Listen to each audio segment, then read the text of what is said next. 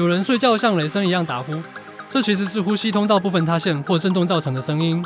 几个常见原因快看懂：上呼吸道狭窄或阻塞，舌根肥厚，扁桃腺大，鼻塞或鼻中隔片区都会让气流受阻，空气通过时让软组织震动就会发出鼾声。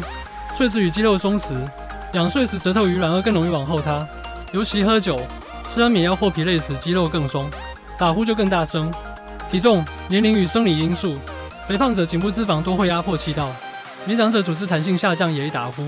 打呼若伴白天嗜睡、憋气或惊醒，可能是需要检查的睡眠呼吸中止症。打呼听起来搞笑，但可能影响睡眠品质。你或是有打呼吗？留言加点赞加关注，说说你试过最有效的止鼾法。下集见。